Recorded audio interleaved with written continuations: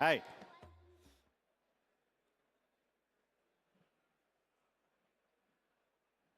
That's me. We're entering a new phase, a new era, which the World Economic Forum calls the fourth industrial revolution. And this is going to be a time of fast change, a time where jobs are changing massively. It's going to be the era of robotics and automation and artificial intelligence. And not only will our jobs change, but the fabric of work itself is going to undergo a massive revolution. And before I talk about the future, I think it's important to start by talking a little bit about the past and how we got to where we are and why more of the same is not going to work. So if you go back a couple hundred years ago, we had the first two industrial revolutions. The first one, the invention of the steam engine. The second one, the invention of electricity. And if you think about what happened at those times, massive movements of population away from the countryside and the really small towns where people were farming and moving to the bigger cities to work in factories at the assembly line. And jobs, the way we think about jobs today, were created at that time. Essentially, you had to work on site because you worked at the assembly line, and you had to work from 9 to 5 because that's when the assembly line was running, and because you were going to be there all day long, you needed to work with a single employer. The labor movement was born from this, and how we think about our jobs today fundamentally came from that time 200 years ago. If you fast forward a bit to the third industrial revolution, manufacturing, at least in the Western world, started slowing down. And a lot of the growth in jobs at that time came from the service industry, knowledge work. And a lot of these jobs increasingly could be done from anywhere. They're the jobs that, frankly, most of us do today. You could do them with a phone, you could do them with increasingly a computer and then a laptop. And in theory, people could have moved back to where they came from. They could have moved back to the countryside and the smaller towns. And in fact, a lot of labor economists back in the 50s and 60s predicted exactly that people would no longer move to the bigger cities. They would go back to where they came from. And this is not at all what happened. In fact, this is still today what economists call the paradox of location. We choose to live in big cities despite the fact that our jobs no longer require us to do so. So coming back to today, we're in the fourth industrial revolution. For the most part, the jobs that are being created in the global economy today are knowledge jobs. They're jobs that could technically be done from anywhere. And again, the question is being asked, should we create all these jobs in the big cities around the world, or should we try to distribute the work as it used to be back 200 years ago? And so theoretically, we can make the change, and the question is, should we, and is it going to happen? And the answer is yes, and I'm going to explain to you why. Today, 50% of the world's GDP is happening in 200 cities in the world. Most of the population does not live in the 200 cities in the world. That's not a good thing. What this means is, increasingly, our societies, and this is true within countries and it's true globally, increasingly, our societies are polarized between people who live in big cities and people who don't live in the big cities. If you live in the big cities, where I come from in San Francisco as an example, you'll have access to incredible economic opportunities, great jobs. However, the cost of living will probably rise faster than your paycheck is increasing. Rents in San Francisco have been going up by 7% per year for the last 45 years. People do not get a 7% raise every year in the last 45 years. So great jobs, but economically, you might be struggling. And in addition to that, congestion is increasingly an issue. People in the big cities spend ever more time every year stuck in traffic.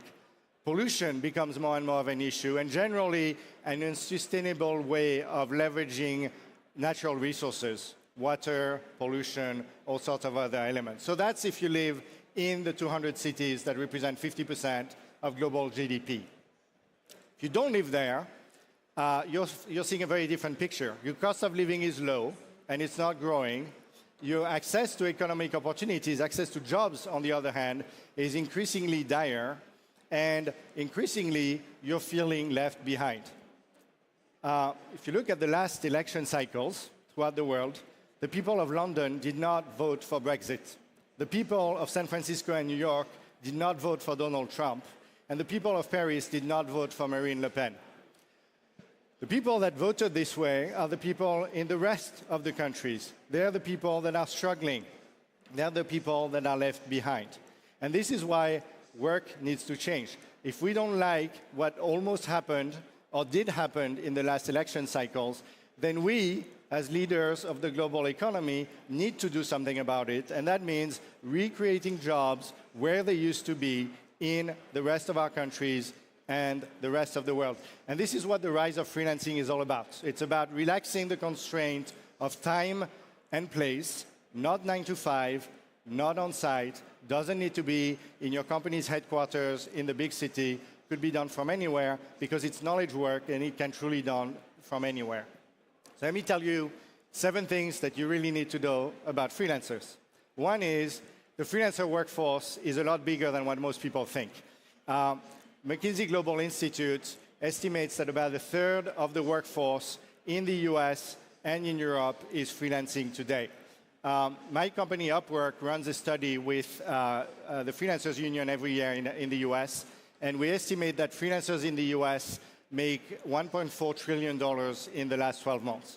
And that is not only a huge number, it's about 8% of US GDP, but it's also growing extremely sharply. It went up by 25% between 2016 and 2017. So it's a big part of the economy. It's a fast rising part of the economy. And in fact, fact number 2, someday in the near future, most people will be freelancing. And this is not some kind of dream. It comes from data. We've been running this study for several years now. And if you draw the lines, it's very clear the freelancing population in the US is growing 3 times faster than the overall working population. So if you draw the lines out, by 2027, 10 years from now, more than 50% of the workforce will be freelancing. And the European Union is not far behind. The same trend is happening in all of the major countries in the world right now. Fact number 3, this is not the scary gig economy that some people want to paint it as. In fact, freelancers don't want you to call it the gig economy. That's a question we also ask in our survey. Freelancers, guess what, want it to be called the freelancing economy. It's a much more positive term, and it's really what the job is all about. So you see, articles like this one in the New Yorker, which is titled "The Gig Economy Celebrates Working Yourself to Death," which sounds really doom and gloomy. The reality is very different. 2/3 of freelancers are freelancing by choice rather than by necessity, and they're generally much happier about their work than traditional full-time employees. In fact, whenever we ask the question, every year, 50% of the freelancers say there's no amount of money that you could pay them to convince them to work for you as a full-time employee. So if you want to go work with this non-traditional, highly skilled workforce, you're going to need to meet them where they are as freelancers, as opposed to try to get them to meet you where you are as full-time employees. Case in point, if this works, this young woman, Joanna, she lives here in Lisbon. She used to be a full-time employee. She's an architect. She used to work for an architect firm here in Lisbon. And when she had her first child, she was let go by her employer. And she decided to become a freelancer. So she's now freelancing on Upwork. And she has clients all around the world. She's still an architect, so she designs houses for people all around the world.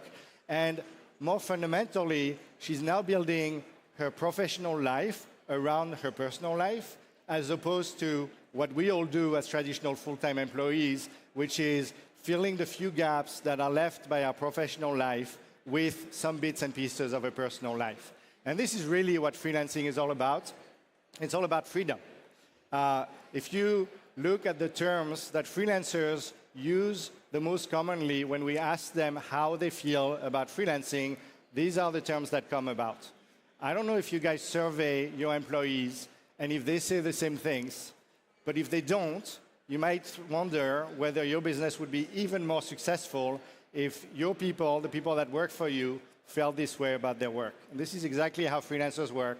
By the way, when you do the same survey about employees, I'm not going to show you the words, they don't look nearly as positive.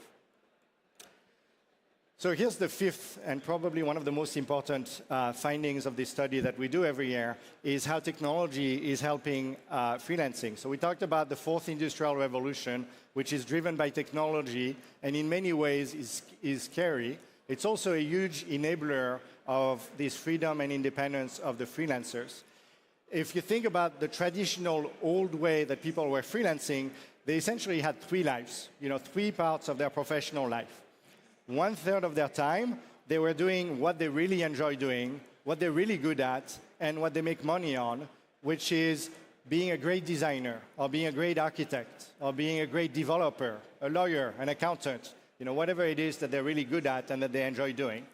And that's great, but that tends to be 1/3 of their time. Another 1/3 of their time was traditionally spent doing what you would probably call business development, finding new clients and reactivating past clients. And historically, this was mostly done through friends and family, referrals, and they tended to be extremely local. So again, if you lived in the 200 cities where the job market was quite strong, as a freelancer, you'd have a great roster of clients and you'll be doing very well. If on the other hand, you wanted to relocate back to a smaller city for personal reasons, the local network was not going to work all that well anymore, and you were really going to be struggling. Fast forward to today, people find jobs through online platforms, and that enables them to find work not only in their local geography, but also much more nationwide or globally. The third piece of the life of a freelancer is all sorts of administrative tasks, from invoicing to getting paid because clients never pay you on time, to managing your accounting and filing your taxes. And there again, it's something that technology has really helped automate, which helps freelancers spend less time on business development and less time on administrative work and more time working with great clients and actually making money. Which takes me to fact number 6. In this world of the fourth industrial revolution, because skills are changing much faster than they used to, gone are the days when you could study for the first 18 or 20 years of your life, learn all the skills that you needed, and then use the same skills for the rest of your career. We are now in the era of lifelong learning. We all need to retrain ourselves every couple of years, or we will be left behind. And that is true whether you're a full-time employee or whether you're a freelancer. However, what's happening is full-time employees are half as likely to retrain themselves compared to freelancers. And that's a problem for them. It's a problem for you, the companies that work with them, because you need people to be up to date and innovating. And it's a real problem for society because people who have skills that are outdated will be left behind and will really increasingly be struggling in the global economy. Last but not least, hiring freelancers fuels job creation and improves our global economy. And this is a little bit of an eye chart, but it's a long research that was done by McKinsey Global Institute that estimates that the global economy will create $2.7 trillion worth of GDP through online talent platforms that connect businesses with freelancers. How? Well, firstly, by making the job market more efficient. People find jobs faster, they can find jobs outside of their local geography, and therefore they can be more successful. But secondly, and probably even more importantly, when you hire a highly skilled freelancer outside of the big cities, you not only create a job for them, you typically create another 4 jobs through what economists call the multiplier effect. These people will make a living and they'll consume more locally, which will create further jobs. So really, this is what it's all about, right? If I had to summarize, there's a lot of freelancers out there. They're highly skilled. They retrain themselves more often than employees. They want to work with you. They just don't want to work for you. And therefore, you're going to need to change. You all are leaders of some of the fastest growing global companies in the world.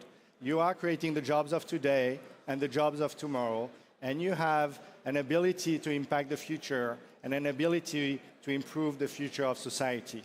So here's my ask, stop fighting the war of yesterday, the talent war that is local. It's a zero-sum game. We're all fighting for the same local engineers and the same local designers.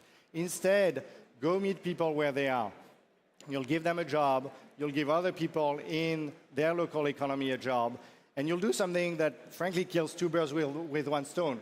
You'll be better off as a company because you'll have access to these great talents that will enable your business to grow.